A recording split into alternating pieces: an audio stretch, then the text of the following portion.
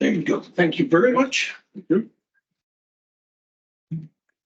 Well, thanks firstly for the invitation for me to come over here and to see the interesting work that's been going on, and to have the opportunity to exchange, well, the interest that we have. I mean, in my talk, we'll try to show you what's involved in working at an industry in the field of biological control, and how that differs from the work in academia. I worked in academia, as was explained, for 25 years before I actually moved to the industry.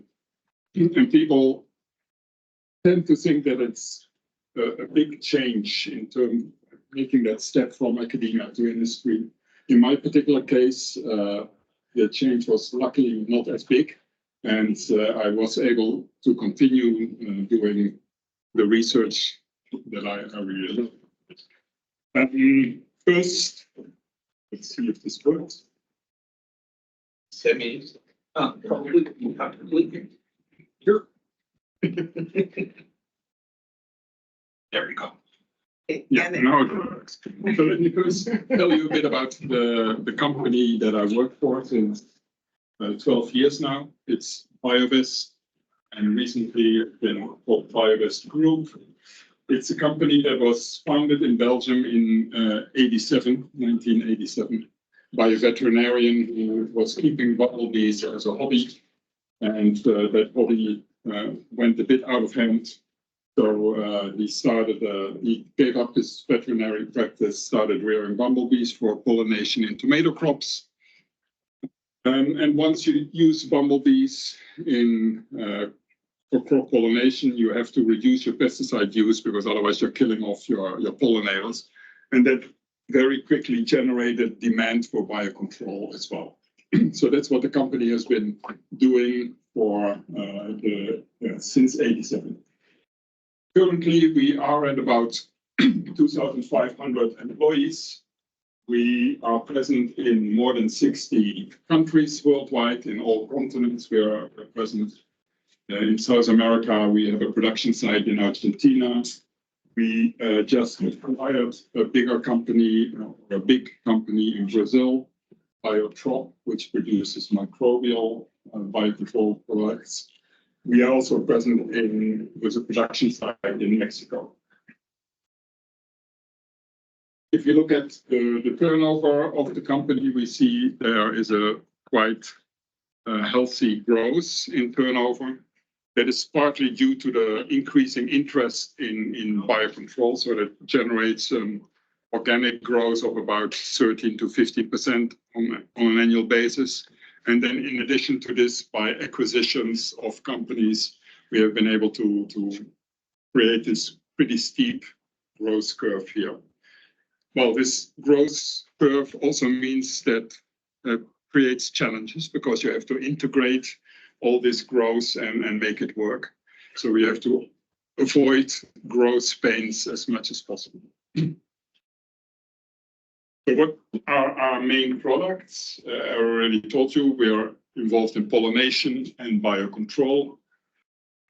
So we are producing, in addition to bumblebees for pollination, we are producing a range of biocontrol agents for the pest control, beneficial insects and mites. And we also produce a number of biopesticides, so microbial products for disease control, but also for pest control. In addition to the products that we sell, we also pride ourselves on giving technical advice. And I think we try to distinguish ourselves also on that level, because biocontrol is a more knowledge-intensive way of doing crop protection if you compare it to pesticide use. And so technical advice is part of the package. In addition to the living organisms that we produce, we also have innovation on technology, so monitoring technology, application technology. And a good example here is Trap Eye, which is something we recently launched. It's a yellow sticky trap, which is commonly used for the detection of pests. So this one is combined with a camera, which is in here, and a solar system. The camera is trained to recognize insects, so the farmer doesn't have to go out and do it themselves anymore, but it's all done automated. And that's a big monitoring is a big element in biological pest control. So this takes the labor away from the farmers.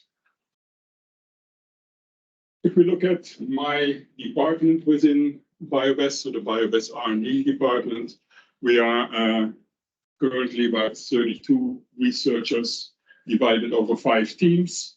We have a team working on pollination, a team working on mites, a team on insects, IPM and high-tech, and a team working on field research. So what do we do as a company or as R&D within the company? We develop new local species for pollination or crop protection. We also develop new strategies or try to develop new strategies for crop pollination and crop protection. New production processes. We support quality assurance. We are involved in IP protection. So if we develop new things, we want to see as a company if there is IP protection possible.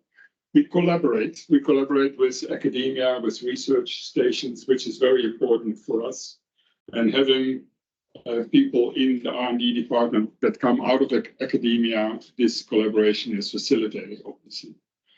We also collaborate with regulators. We are active in all these different countries. Each country has their own regulations when it comes to the use of biocontrol. So we need to interact and inform regulators what biocontrol is, what we're doing. And especially when you're trying to do something new, you have to explain it to the regulators what this is and why it's not a risk to the environment. We also develop industry position papers together with the IBMA, which is the industry association, to inform on critical issues regarding crop protection. And we try to continue to publish peer-reviewed papers. So there already you see that it is not necessarily so dissimilar to the academic work. So academia and industry are often seen as separate fields. Here is a nice picture of Leuven in Belgium. It's the oldest university in Belgium, and when they had their anniversary, they asked a Belgian artist to represent the university and research. And this artist had a background in entomology. So what he actually did, he created this structure which is more than 30 meters high, with a large beetle on an insect pin, and the insect pin points up. So can you guess what this represents? It represents blue sky research. So what academia is known for, that you can just do whatever you want, you should be able to do research freely. Now this is an example of our production facility at the company. So you see that is a different way of doing work. And also here we can do research in these production facilities. And this is a production site of bumblebees. So in this room, there are thousands of bumblebee colonies, which means that you can do research at our company, which you could never do in academia. Nobody has that many bumblebee colonies available. So there's things that can be done at Biobest that you couldn't do in academia. But at the same time, as a contrast to the blue sky research, research at a company needs to have the feet on the ground.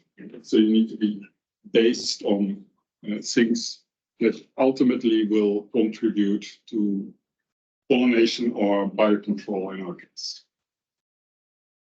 So if you look at how the two compare, we can say that, or from my experience, and this is all on both sides, my experience. So it's a bit of personal assessment. Maybe you look at it completely differently. But my experience in academia was that there's a lot of focus on research, and then within research to create publications and have a high impact factor. Then there is the increasing importance of grant acquisition. The money is often, there's only limited money available. If you want to do more, you have to get the money yourself from other funding sources. And increasingly, we see industry participation in these grants. Then, as a researcher, in my experience, I had to do a lot of project management myself, financial management, which took up a lot of my time and meant that there was little time left for doing why I went into research, which is doing research. There was teaching load. I love to teach, but if it gets too much, then it becomes really a load, and it loads you down. And student supervision, same thing. It's a lot of fun to work with students.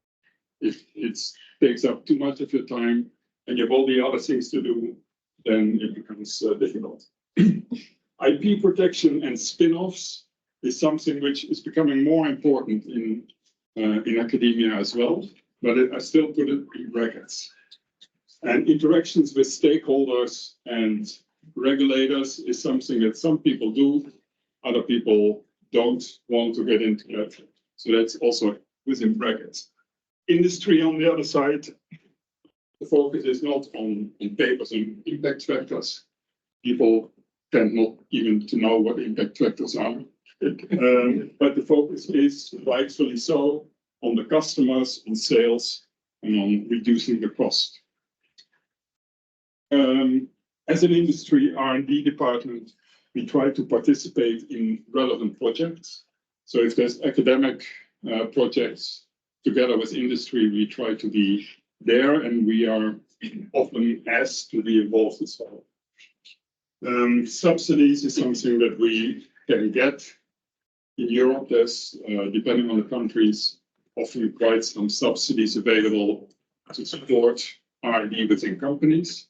And that's something which we try to maximize, obviously. Teaching is luckily within Biobest. It's possible that we teach at universities, local universities, or internationally as well. So they give us that freedom. Student supervision is something which we do as well. We have a lot of students who come to us to do their projects, and I think it's for both sides a good way of collaborating. IP protection, I already mentioned, is important. Interaction with regulators, and we try to publish papers. And actually, if I look at my publication record, since I moved to Biobest, I'm still publishing more or less at the same level as I was before. Then we are here in Chile, so there's something that I have to mention, of course, when it comes to and the industry in general, is the fact that we've seen a pretty dramatic decline in Bombus delbomi, which is the largest bumblebee species worldwide. And the European bumblebee, Bombus terrestris, is implied in the decline. There's two elements. So if you go out in the field, you see this European bumblebee, it's flying everywhere, so it's here. And it does compete for nectar and pollen with other pollinators, including Bombus delbomi. So that is undeniable the case. Another factor which has been implied in the decline of Bombus delbomi is pathogens. The idea is that pathogens have been transmitted by bumblebees, so that's been reported in literature, and that these pathogens have led or contributed to the decline of Bombus delbomi.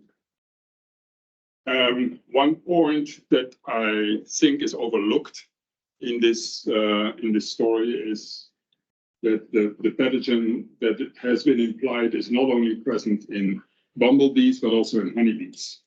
And honeybees are being used in the whole of South America, even more so than the bumblebees. So I don't want to get out of the blame here, but I want to say that let's make sure that there's also that we realize that there's also other potential causes for this. So this selling of the European bumblebee species was something that Biobest was involved in. We were not the first one to start it, but we were involved in it as well. We decided several years ago to stop selling Bombus terrestris in South America. For the reasons that, I mean, we're not going to be able to turn back the time, but we don't want to continue this selling of the European bumblebee species outside of its range. What we instead have invested in, and R&D has heavily focused on this, is developing native bumblebee species for the different local markets. So in Argentina, we have developed Bombus atratus, which is this black one here, for the South American market. Bombus atratus sadly is not present in Chile, so it will not help. So if you look at those are the pollinators, we also, of course, produce a lot of biocontrol products. And if you look at the number of biocontrol products over the last 40 years, you see a steady increase in products that are being made available. And we also see over the years, so this is from 2016 to 2019, an increase in biocontrol products in full, but also for the insects and mites, microbials, natural substances, and semiochemicals. So it shows that the industry in general is growing, which is good because it provides us alternatives to the use of chemical pesticides. Summarizes this a bit more. So if we look ahead, what is the future of biocontrol? Is it going to be more and more biocontrol agents, and we already have so many? But we will continuously need to develop new biocontrol agents because we're continuously faced with new pest products. Invasive pests come as a result of transport and trade. It brings in invasive pest species in different parts of the world. And in order to control them, we will have to develop and look at new organisms to control these species here. An example of European invasive pests, even though Drosophila and Isara are also an issue in many other countries. Then viruses, which are often transmitted by insects, and which in tomatoes especially currently are a big issue. So if we want to develop new biocontrol agents, how does this work? And we have to prospect for potential candidates, and then we have to test these candidates. And for the prospecting, that's maybe the image that people have in mind, that we go out there into the jungle with our Indiana Jones hats, select the insects.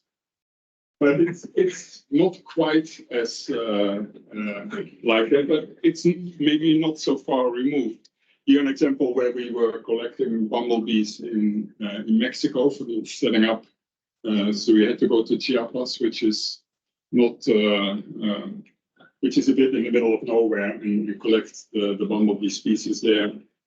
And here's some work where we go out at night to collect insects, because at night completely different groups of insects are active, which are often overlooked in in biocontrol, and so by going out at night, you might be able to find new species.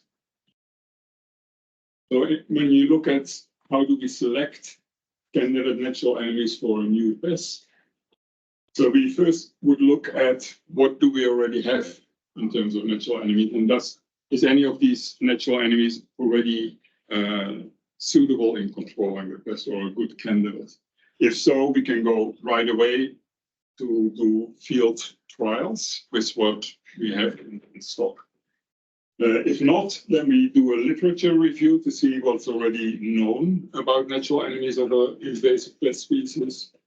And then we start collecting native natural enemies of these invasive pest species. And we do a first selection of promising candidates. Then we will shortlist candidates on the basis of a number of traits, so life table parameters, the lack of negative impacts, feasibility of mass rearing, ease of establishment, and compatibility with the crop and with the climate conditions. There are quite a number of parameters that you have to look at. As I mentioned, we are not only interested in new species, which is a nice thing to look for, but also to look a bit broader to can we develop new strategies for biocontrol. So new strategies, you can see that as create smart tools to make biocontrol work better. You know, what we already have, try to make it better. And to explain this, I often use this analogy. We all know that that this guy here is fast when it comes to running, but this Belgian man here is actually faster. And what I'm talking about is purely on muscle power. So how is that possible? Well, the man here is actually using his muscles in a more efficient way by having a bicycle. And that's what we try to do with biocontrol as well. We basically try to develop strategies to make what is out there more efficient as biocontrol agent. So a good example of this is food supplements. And we all know that biocontrol agents require food to be effective. And we can provide these food supplements, as we discussed this morning, by having flowers that provide pollen or nectar. But you can also provide the same pollen as a collector pollen first, and then apply it onto the crop. And that's something which we developed for biocontrol in greenhouses. It's pollen from Tifa latifolia, and we sell it as a product, Nutrimite. Well, the reason why we go into these food supplements is that in modern agricultural production, there is no flowers present. It's really limited in terms of floral resources. And that's not only an issue for pollinators that are dependent on flowers, but it's also an issue for biocontrol agents because many biocontrol agents are dependent on nectar and pollen. And here, an overview that we made at some point of all the biocontrol agents that are nectar or pollen feeders. And you will see that anything that's is being used in biocontrol is on that list. So it's a very common phenomenon. Well, this pollen product can then be just blown onto the crop by using these kind of blowing devices. You use 500 grams per hectare. You do it once every 2 weeks. And then you see that the predatory mites that are predators, but they can also feed and develop on pollen alone. So you see a very healthy predatory mite population feeding on the pollen. It means that you can, let me get back there. Importantly, you can establish your predators before the pest arrives, which makes a big difference. So you don't, traditionally, you wait for the pest to occur and then you do some control measures, but it means you already have some damage. Here, you establish your predator, the pest comes in and there is a standing army waiting for it to control. To show you how this works, some trials that were done by Juliette Beinacker in my team in roses. So traditionally in roses, you would release a predatory mite, let's say once, then you have some predatory mites and then they die off because there's nothing for them to eat. So what farmers do is they release predatory mites every week, which is an expensive thing to do because you have to buy the predatory mites, you have to go out there and apply them. And that way you can get a stable, more or less stable population. If you release the predatory mites only once here, and then you feed them with the pollen, you see that the mite population increases to a much higher level. So with one time applying the predatory mite, you have 2.5 times more predatory mites than compared to 3 introductions. So it's a win-win for the farmer. And to show you that this idea of food supplement not only works in greenhouse conditions, we've done some trials in onions. This is near Antwerp, where I live in Belgium. And this is a conventional onion farmer. Conventional farmers spray about 4 times a year, 3 to 4 times against onion trips, which is a big issue. So I went to this farmer and I said, can you please keep a corner of your field without chemical treatment, and I will instead apply this pollen, this nutrimide, twice on this area. And then I went out and counted the number of trips, and I counted the number of trips, natural enemies, both in the chemically treated and in the pollen treated side of the field. And what natural enemies are we talking about? Lacewings, here the adult and eggs, spiders, and predatory trips. Then what you see here is that these are 4 plots, and in every plot you see 4 bars, which indicates the trips levels on 4 times of the year. So you see that in the pollen treated plots, those 4 here, the trips levels were a bit higher than in the chemical treated plots, but they remained stable. They didn't go up over time, and towards the end of the cropping season, they actually reduced to almost 0. And it was thanks to the natural enemies that are naturally occurring that were controlling them. In the chemically treated plot, you see that the chemical treatment keeps keeps the trips very low, but then at the end of the cropping, it explodes. And why does it explode? Because the chemicals not only kill the trips, but they also kill the natural enemies. So there's no natural control mechanism left. And this was then the onion crop at the end of the trial.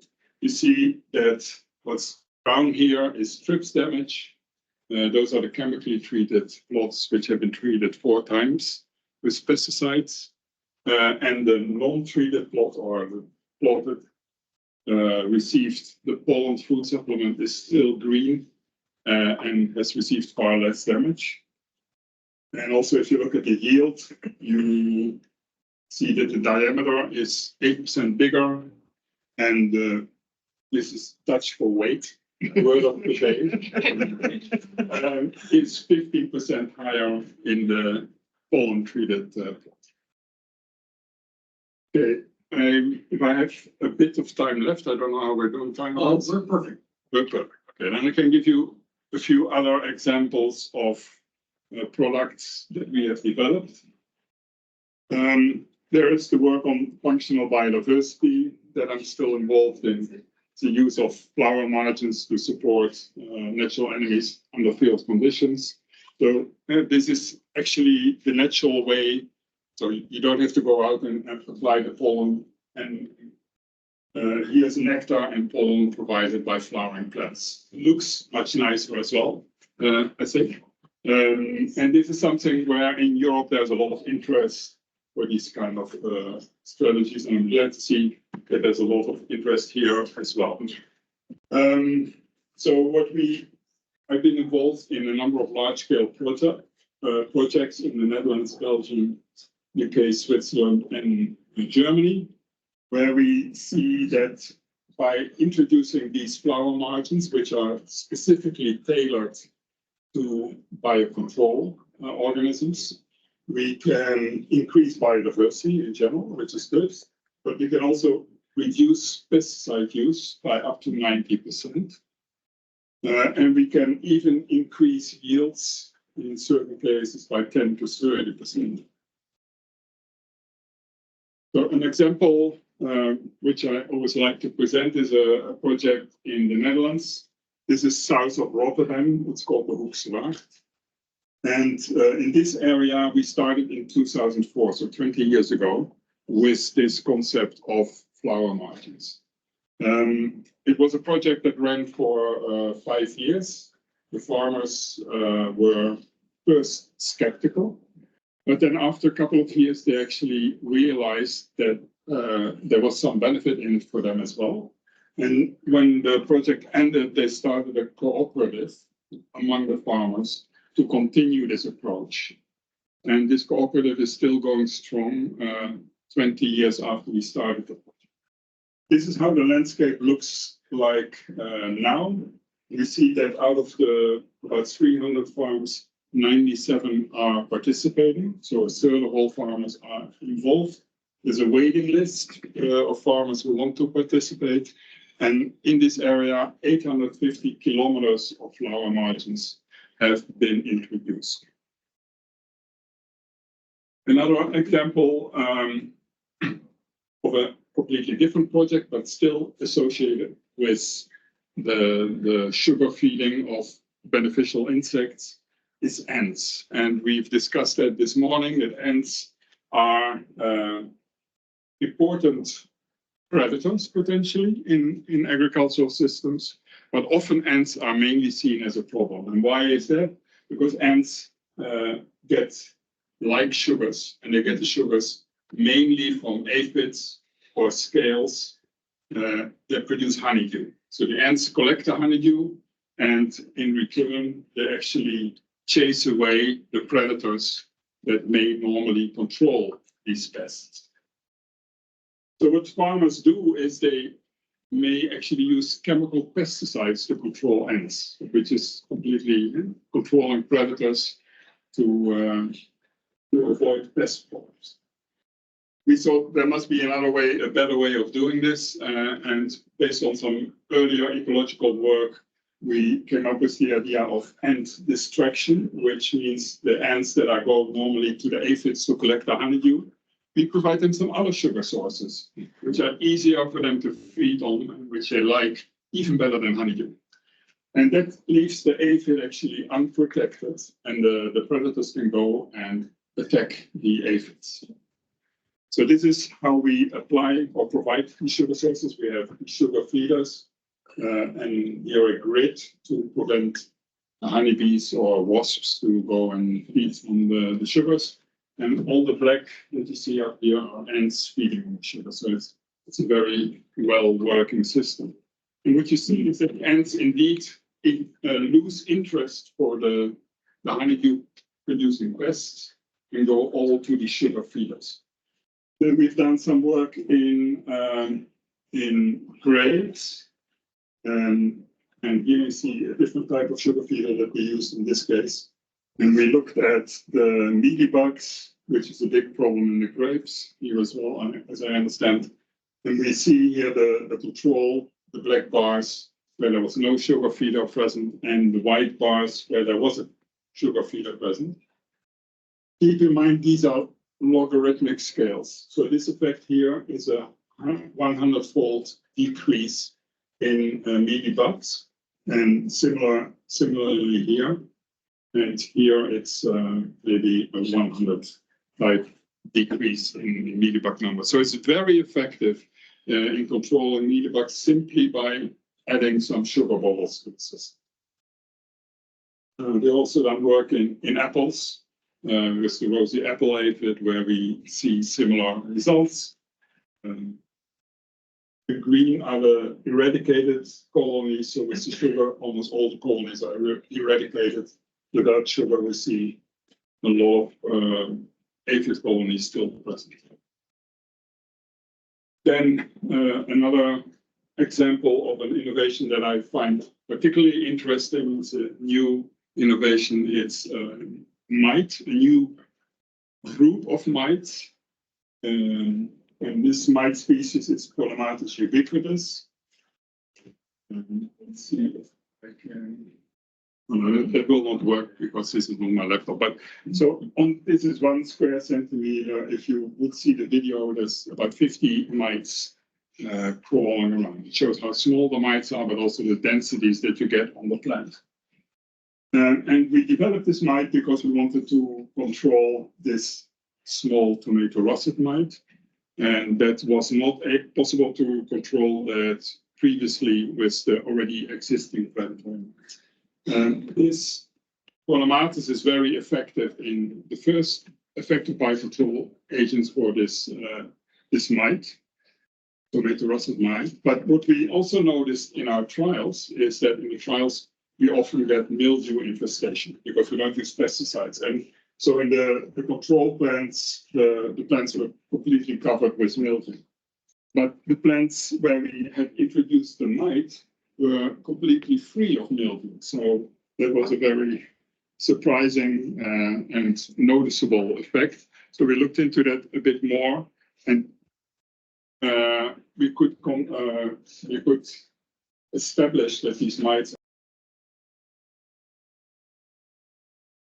in tomato, but also in a number of other crops. Here, grapes, which for the Chilean system might be relevant, where we also had plants growing quite next to each other, this one with mites, this one without mites.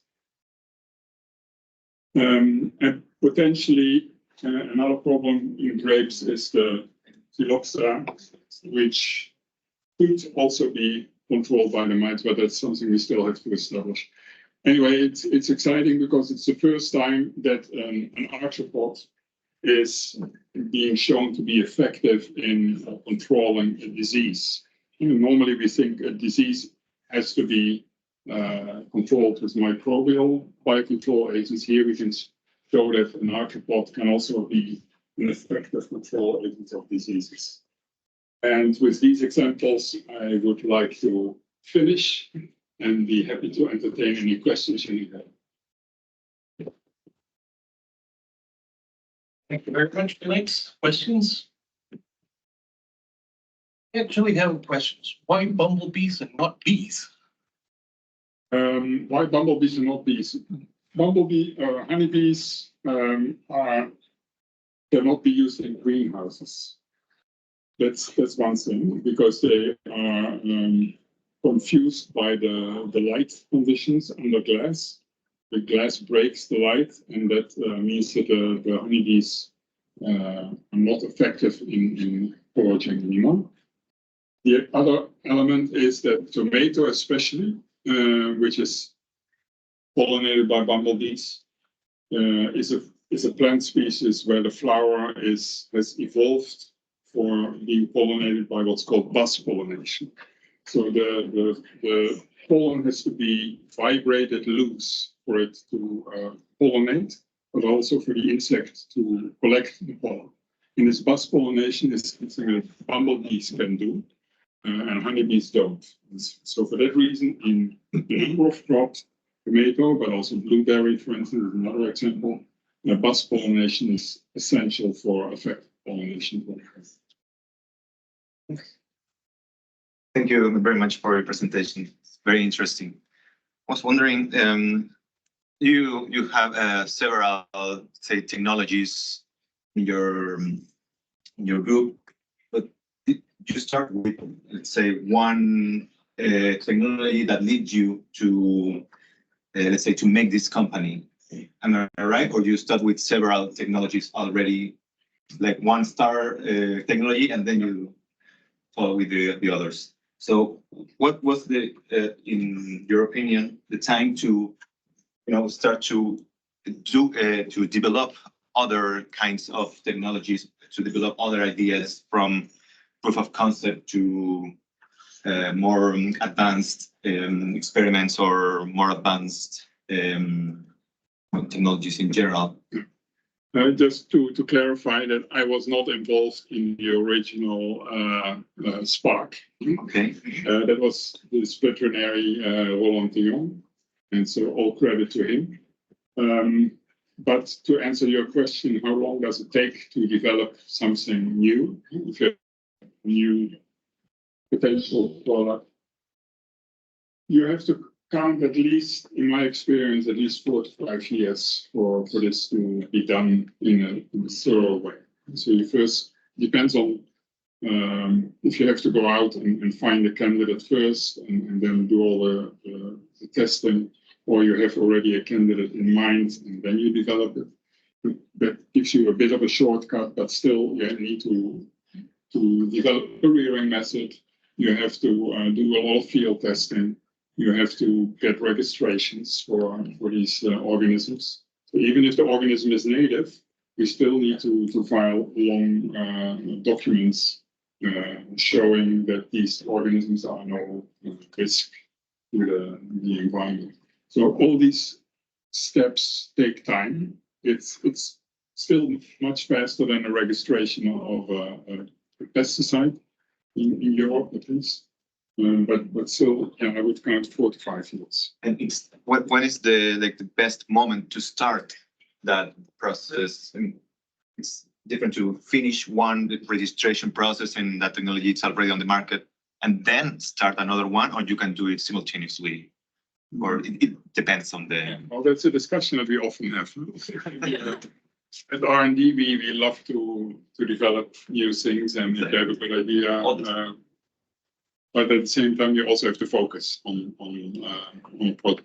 project and to make sure that the project is finished all the way to the launching onto the market. Luckily, we also have a product management team within Biobest that takes over at some point from R&D and looks after the marketing of new products.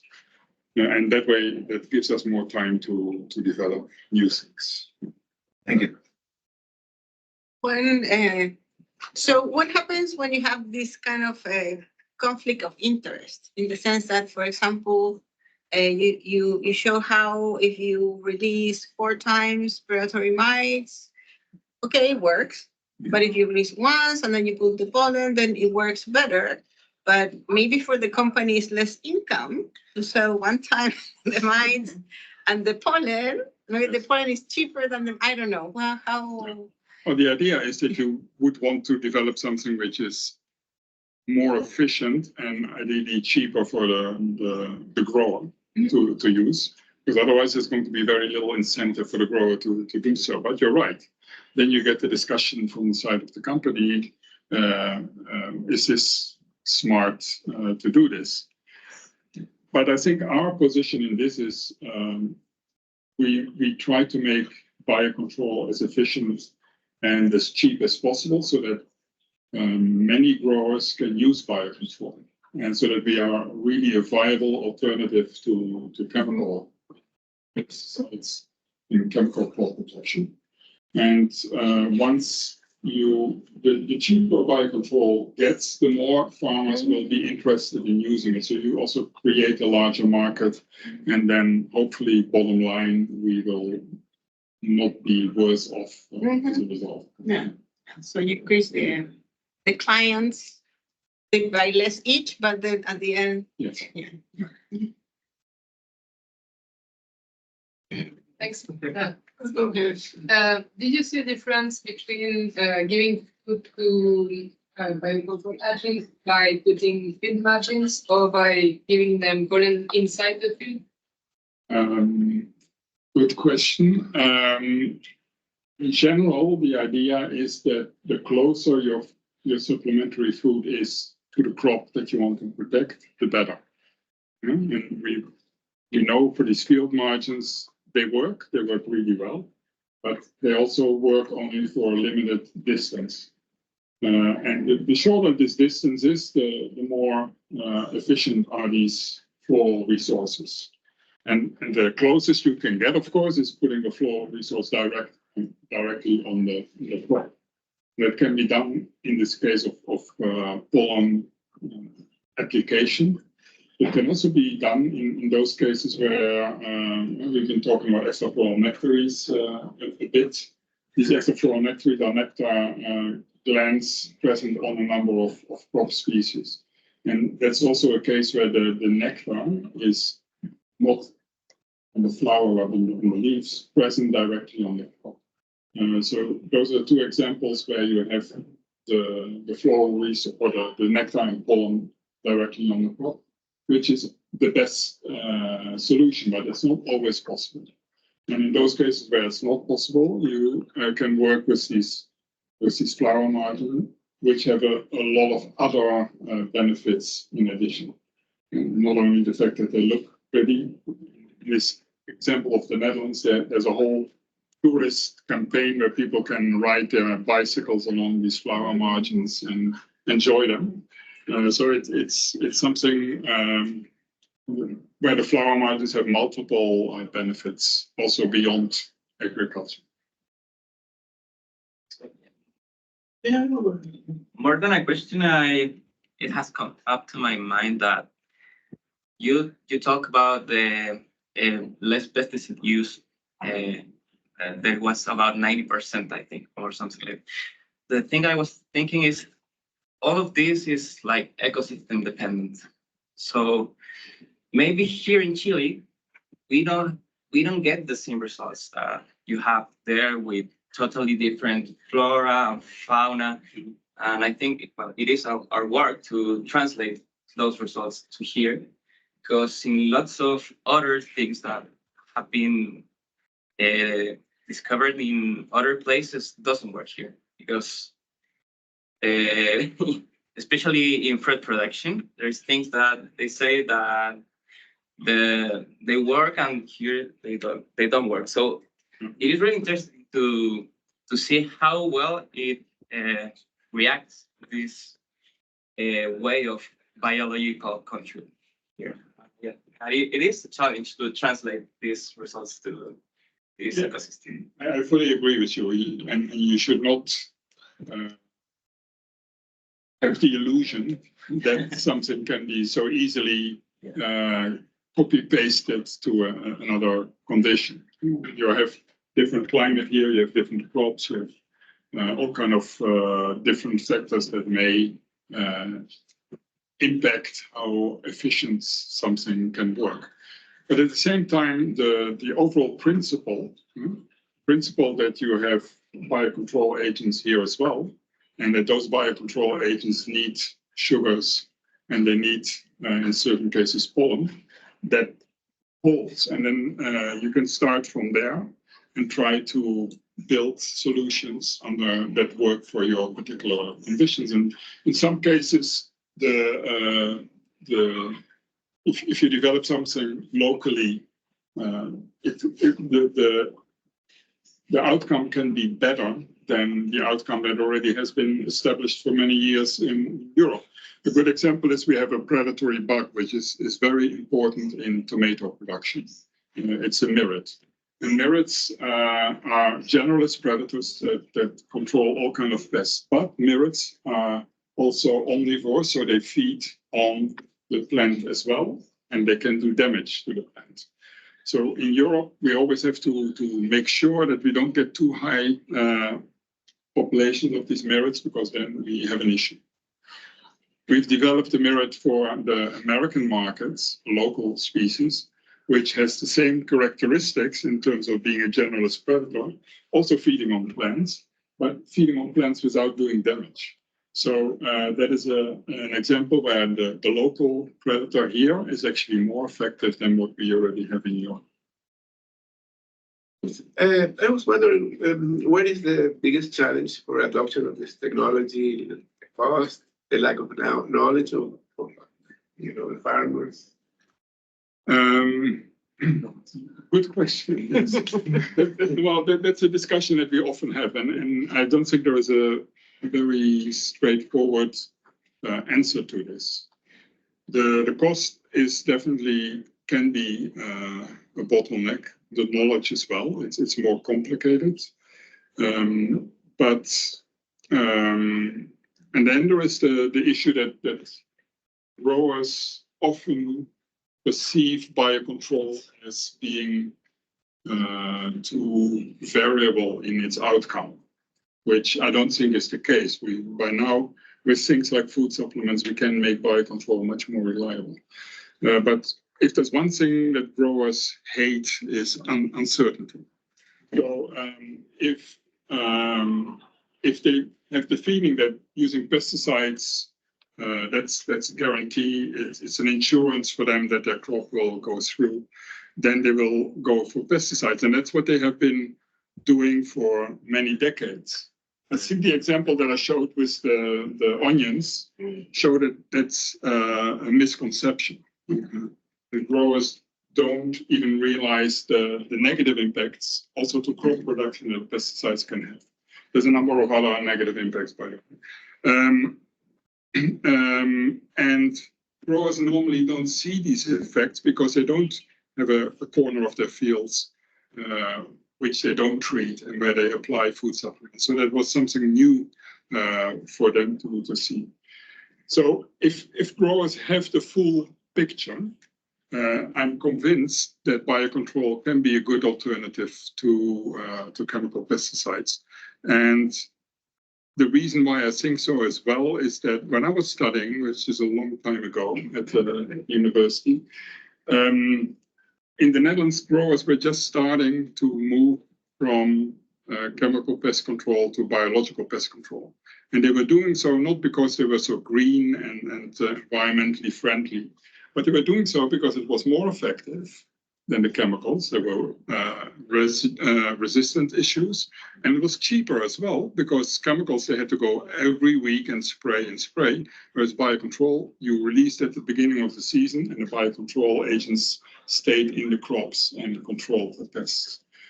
So this shows, I think it's a good example that if you provide the right conditions, biocontrol can be a very efficient, very reliable, and very economically feasible alternatives.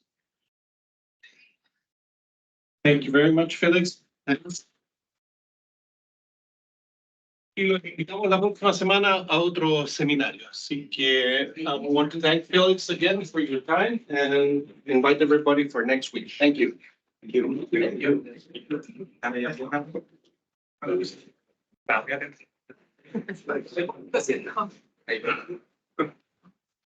Ya, una nomás. Yo lavando.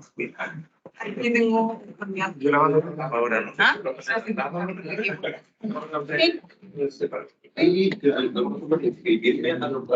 Mándame un correo a mí. Mañana. Creo que coloco la lista de productos. In Chile, so it will